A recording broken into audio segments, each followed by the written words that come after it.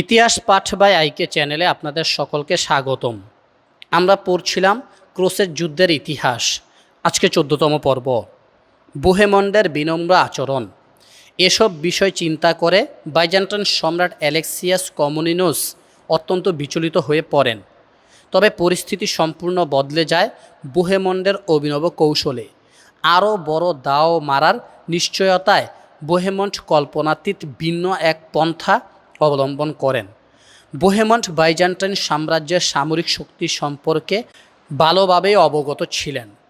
তার এও জানা ছিল যে বাইজেন্টাইনদের সহায়তা ব্যতীত ক্রুসেডার বাহিনী কশ্চিন কালেও ইসলামী ভূখণ্ড দখল করতে পারবে না। সবচেয়ে বড় কথা, অতি সম্প্রতি সম্রাট ও গডফ্রের মধ্যে যে মতবিরোধের ঘটনা ঘটেছে এবং গডফ্রে যে শেষ পর্যন্ত নিজের প্রভাব প্রতিপত্তি বিসর্জন দিয়ে বাইজেন্টাইন সম্রাটের আনুগত্যের শপথ করতে বাধ্য হয়েছেন, বোহেমন্ড তাও জেনেছিলেন।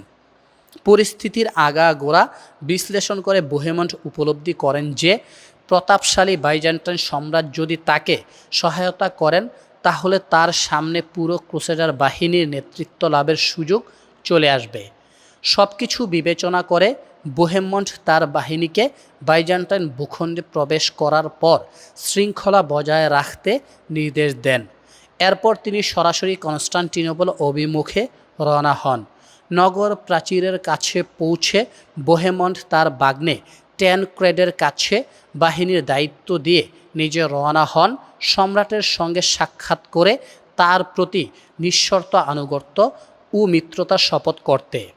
সুচতুর বোহেমন্ড প্রথমেই সরাসরি আনুগত্যের কথা ঘোষণা না করে সুস্পষ্ট দাবি জানান যে তাকে অ্যান্টিওক অঞ্চলে বড় ধরনের জায়গির প্রদান করতে হবে। বাইজেন্টাইন সম্রাট এতে সম্মতি প্রকাশ করেন। ক্রুসেড যুদ্ধ চলাকালে অ্যান্টিওকে যে নরম্যান রাজ্যের অভ্যুদয় হয়েছিল, এ চুক্তি যেন ছিল সেই রাজ্যের প্রথম জন্মদিনের ঘোষণা। বোহেমন্ড তাকে ক্রুসেডার বাহিনীর সর্বাধিনায়ক ঘোষণার দাবি জানান, তবে বাইজেন্টাইন সম্রাট তার এই দাবি প্রত্যাখ্যান করেন। বাইজেন্টাইন সম্রাট চাচ্ছিলেন কোনো সেনাপতিকে অসন্তুষ্ট না করে সবার নিয়ন্ত্রণ চাবি নিজের হাতে রাখতে। চুক্তি সম্পাদনের পরই বাইজেন্টাইন সম্রাট নরম্যান বাহিনীটিকে গডফ্রের বাহিনীর সঙ্গে যোগ দেওয়ার জন্য এশিয়া মাইনর অঞ্চলে পাঠিয়ে দেন। এটি 1097 খ্রিস্টাব্দের 26 এপ্রিলের ঘটনা। অবশিষ্ট দুই বাহিনীর কনস্টান্টিনোপলে উপস্থিতি। এরপর কনস্টান্টিনোপলে পৌঁছায় তুলুজ ও প্রভিন্সের ডিউক চতুর্থ রেমন্ডের নেতৃত্বাধীন দক্ষিণ ফ্রান্স ও প্রভিন্সের বাহিনী। এ বাহিনীটি স্থলপথে অগ্রসর হয়ে 1097 খ্রিস্টাব্দের এপ্রিলের শেষ দিকে কনস্টান্টিনোপলে পৌঁছায়। পথে রেমন্ডের বাহিনীও এমন কিছু সীমালঙ্ঘন করে যার কারণে বাধ্য হয়ে বাইজেন্টাইন বাহিনী তাদের প্রতিরোধ করে। বাহিনীটি কনস্টান্টিনোপলে পৌঁছতেই সম্রাট অ্যালেক্সিয়াস সেনাপতি রেমন্ডকে পূর্বে আগত দুই সেনাপতির অনুসরণ করে তার প্রতি আনুগত্য ও বশ্যতা স্বীকারের শপথ করতে বলেন। কিন্তু এ দাবি ছিল রেমন্ডের স্বপ্নের সঙ্গে সম্পূর্ণ সাংঘর্ষিক, কারণ রেমন্ড তো ক্যাথলিক পোপের রাজকীয় প্রতিনিধি হিসেবে পুরো বাহিনীর সর্বাধিনায়ক হতে চান। পোপের প্রেরিত প্রতিনিধি অ্যাডমারও তার বাহিনীর সঙ্গে আছেন। তিনি কিভাবে এখন অর্থোডক্স গির্জার তত্ত্বাবধায়কের বশ্যতা ও আনুগত্যের শপথ গ্রহণ করবেন? সমস্যা আরও আছে। রেমন্ড জানেন যে তার অন্যতম প্রতিদ্বন্দ্বী নরম্যান সেনাপতি বোহেমন্ড ইতিমধ্যে বাইজেন্টাইন সম্রাটের প্রিয় মিত্রতে পরিণত হয়েছে। কাজেই এখন যদি তিনি সম্রাটের প্রতি আনুগত্যের শপথ করেন, সম্রাট হয়তো তাকে বোহেমন্ডের অধীনে কাজ করতে বলবেন। এটা তো রেমন্ড কিছুতেই মেনে নিতে পারেন না।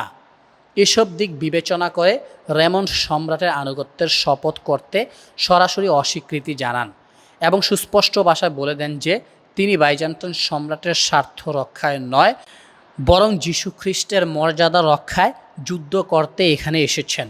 এরপর সম্রাট বারবার পীড়াপিড়ি ও চাপ প্রয়োগ করার সশস্ত্র সংঘাত পরিস্থিতি অনিবার্য হয়ে ওঠে। উদ্ভূত পরিস্থিতিতে এবার মঞ্চে পুনঃ আবর্তিত ঘটে বোহেমন্ডের। গোলা পানিতে শিকার করার লোভে তিনি এবার ঘোষণা করেন রেমন্ড যদি সম্রাটের সঙ্গে সংঘর্ষে জড়ান তাহলে তিনি তার শক্তিশালী নরম্যান বাহিনী নিয়ে বাইজান্টাইন বাহিনীর পক্ষে যোগ দেবেন। ফলে পরিস্থিতি আরও জটিল আকার ধারণ করে। গডফ্রে এই পরিস্থিতিতে বসে থাকবেন কেন? তিনি রেমন্ডকে এই বলে সম্রাটের কাছে নতি স্বীকার করতে রাজি করান যে মুসলিম শত্রু বাহিনীর অবস্থান অতি নিকটে আর তারা অতি সত্বর ক্রুসেডারদের উপর আক্রমণ চালাতে পারে। সবার চাপে নতি স্বীকার করে অবশেষে রেমন্ড এমন একটি মধ্যপন্থা অবলম্বনে সম্মত হন যাতে তার মান সম্মানও রক্ষা পায়। সম্রাটও আপাতত তুষ্ট হন। তিনি আনুগত্যের শপথের পরিবর্তে বাইজান্টাইন সম্রাটের জীবন ও মর্যাদার সম্মান রক্ষার এবং সম্রাটকে ক্রুদ্ধ করবে এমন কোনো কাজ না করার শপথ নেন। সব দিক বিবেচনা করে সম্রাটও এতেই রাজি হন এবং রেমন্ডের সঙ্গে একান্ত বৈঠকে মিলিত হয়ে তাকে কৌশলে বুঝিয়ে দেন যে তিনি বোহেমন্ডকে সম্মিলিত বাহিনীর নেতৃত্ব প্রদানের বিষয়ে আশ্বস্ত নন। সম্রাটের এই স্পষ্ট কথনে যথেষ্ট কাজ হয়। রেমন্ডের মন প্রশান্ত হয় এবং তিনি বাইজান্টাইন সম্রাটের সঙ্গে দৃঢ় মিত্রতাপূর্ণ সম্পর্ক স্থাপনের সিদ্ধান্ত নেন। সর্বশেষ বাহিনীটি অর্থাৎ নরমান্ডে অঞ্চলের ডিউক রবার্ট কার্থুজ এর নেতৃত্বাধীন পশ্চিম ফ্রান্সের বাহিনীটি অন্যান্য বাহিনীর চেয়ে বিলম্ব করে কনস্টান্টিনোপলে পৌঁছায়।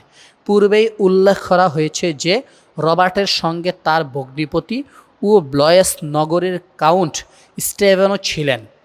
এই বাহিনীটি প্রথমে ইতালি পৌঁছায়, তারপর সমুদ্র পথে বলকান অঞ্চল অভিমুখে রওনা হয়। এরপর সেখান থেকে বাইজান্টাইন সাম্রাজ্যের বিভিন্ন ভূখণ্ড পাড়ি দিয়ে কনস্টান্টিনোপলে পৌঁছায়। পথে এই বাহিনীটি কোনো ধরনের সমস্যা সৃষ্টি করেনি। বাহিনীর সেনাপতিদ্বয় বাইজান্টাইন সম্রাটের আনুগত্য স্বীকারের শপথ করতে কোনো প্রকার টালবাহানা করেননি। এজন্য তাদের দুজনকে প্রচুর উপঢৌকন প্রদান করা হয়।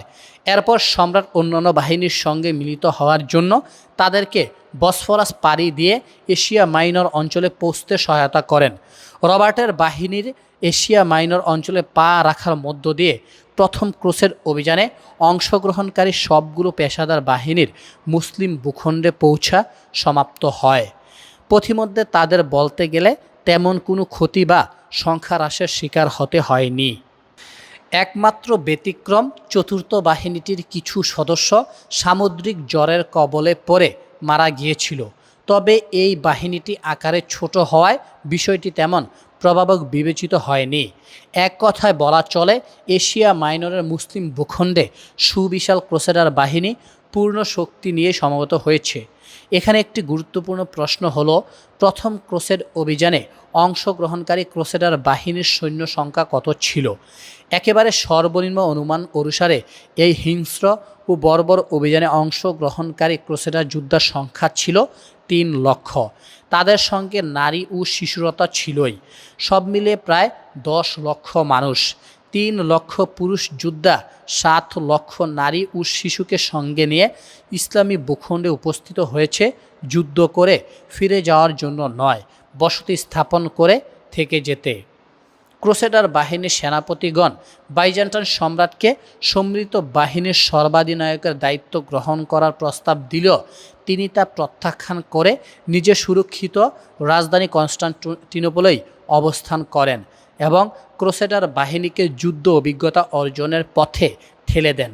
তবে তিনি জরুরি রসদপত্র, গোয়েন্দা ও অভিজ্ঞ পথপ্রদর্শক প্রদান করে ক্রুসেডার বাহিনীকে সহায়তা করেন।